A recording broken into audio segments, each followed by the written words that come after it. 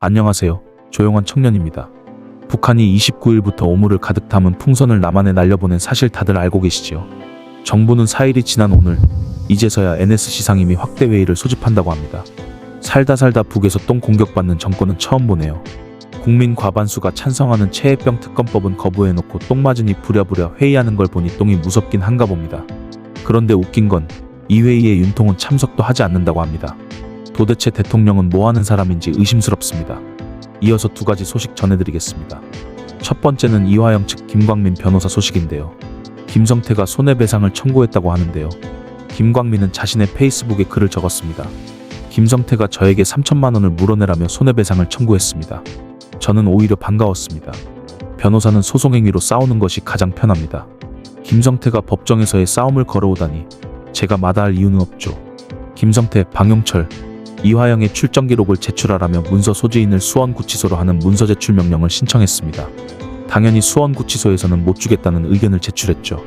그러나 민사소송재판부는 수원구치소 의견을 무시하고 제출을 명령했습니다. 형사소송법과 달리 민사소송법의 문서 제출 명령은 법률 규정에 의한 법원의 명령입니다. 수원구치소가 거부할 명분이 없습니다. 기대해봅니다. 김성태의 출정 기록을.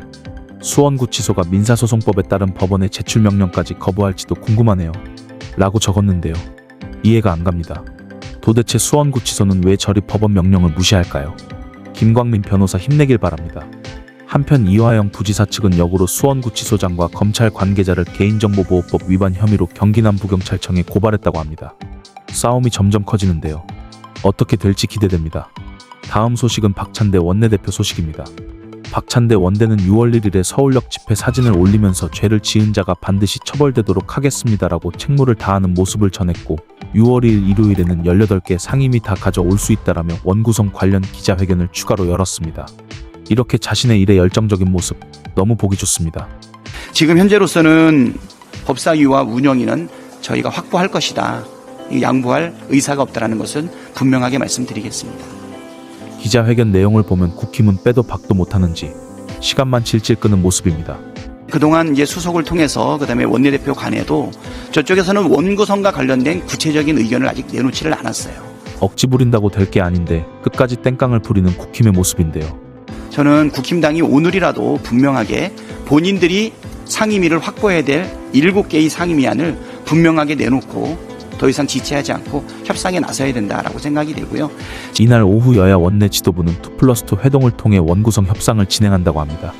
국힘에서는 추경호와 배준영, 민주당에서는 박찬대 원대와 박성준 원내수석이 참석한다고 하네요.